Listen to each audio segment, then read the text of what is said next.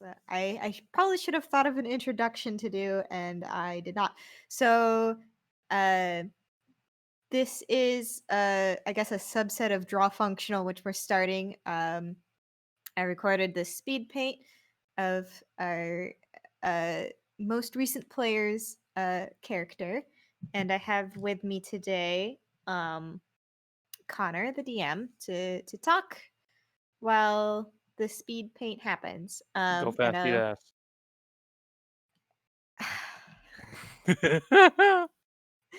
So I will I'm think of a sorry, clever dear. title. I will think of a clever title later. But for now, I will start playing now. So the planned character was Haru, right?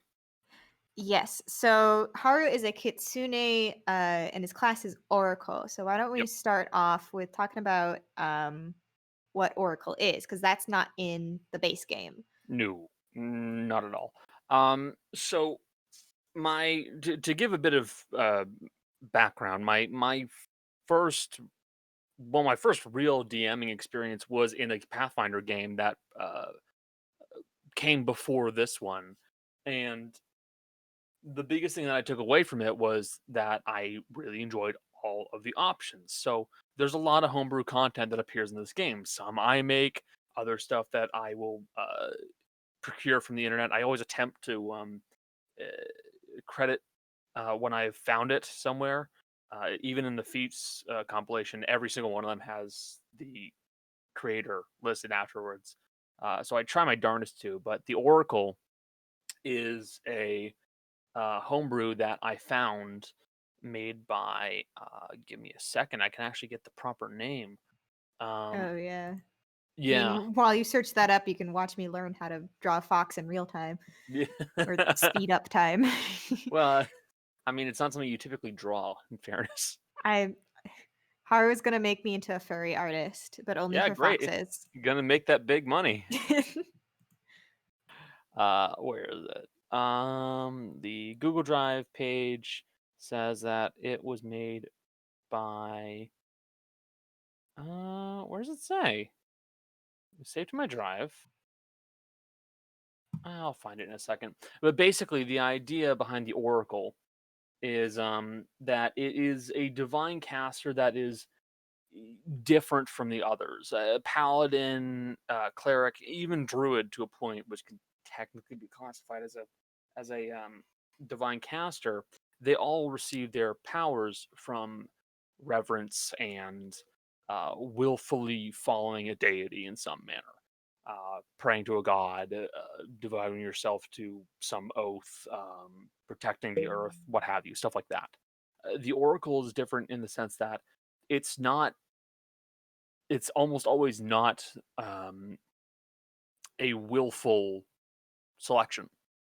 Most oracles do not choose to become oracles. They are chosen in some way, and it is very much unwilling for most of them. Even with Haru, it is he did not decide to become an oracle; he was selected. Um, and this comes about in some ways, typically as either you are forced to do it and you are cursed to do so. But my interpretation is I like to imagine that since you are being forced into taking this power, it has to kind of tax you in some way. So you become blind, you become deformed, you go deaf, stuff like that. And that becomes the Oracle's curse, this drawback to this great power they were just given. Um, that's generally it. There's a whole not a whole lot else behind the Oracle. That's Um, fine. well, it will. I mean, No, there. like it's just the general overview. Yeah, And for the viewers, if you're not aware, I believe it's technically a charisma caster. it is a charisma caster. So he doesn't actually prepare spells, which is really cool. Yeah, Um, he's a charisma caster that is.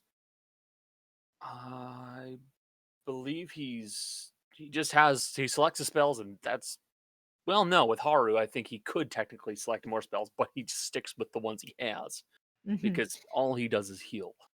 Um, And he's very good at it. oh, he's very, very good at it. Um, but yeah, it's one of those things that I wanted to see pulled over from Pathfinder because it was done very well, and it just made it interesting. Because unfortunately, Dungeons and Dragons Fifth Edition, for as much as I enjoy it, isn't interesting. There's not enough content. There's not enough stuff to work with. I use it and go, great. Anything else? Because there's just not enough. There aren't enough choices because I was spoiled. It's Pathfinder spoiled me. I had so much stuff and it ruined me. There's no other way to put it. You got spoiled. Yeah. So, Also, I got the name for you. It is a convert made by a Reddit user JG Clark. Uh, there you go. JGClark. Um, Pretty decently well done, to be honest. It was made about 5 Yeah. years ago too. Well, speaking of converting from Pathfinder, the Kitsune class is also from Pathfinder, but you did this yourself. Yes, it's also not the first thing I converted. Yeah, Um, but but yeah, the Kitsune was um a kind of a soft spot for me because one, I like foxes, and two, the entire idea of the shape shifting class or character has always appealed to me to a certain point. Um, and I did always enjoy the changeling, but um, I suppose with the changeling there was always the themes of being ostracized or unwelcome due to your appearance, as changelings always look very freaky when they're not, assuming someone else's form. hmm But with Kitsune, when I made this setting, I kind of wanted to play around with the idea of, well, what if there's just this entire civilization of these fox people? So I went about converting them into the game, and yeah, I kind of played around with it a bit. I tried to stick as close to the original content as possible, and I think I did a decent job. I'm sure some folks would say, "Oh, it's a little broken," but I mean, that seems pretty cool. well, that's the thing. The shape shifting ability is the same as the changelings. So what do you want? But yeah, Yeah. So all kitsunes can change into like a human form, but Haru humanoid. Yeah. can turn into a little fox. So how common is that an ability they also get? Um, on the whole, no. um, not every kitsune has the ability to just turn into a fox. Again, if I remember correctly, that one was actually a feat that I found Yes. online for another version of the kitsune race, which I saw their version and went, eh, it's okay, but I also had my fair share of like little nitpicks that I kind of changed. hmm And it was made by uh Thraintar. I think I said that right. Um, and it was a decent little idea. Um, and if I recall correctly, I think the Pathfinder Kitsune could do something like that with a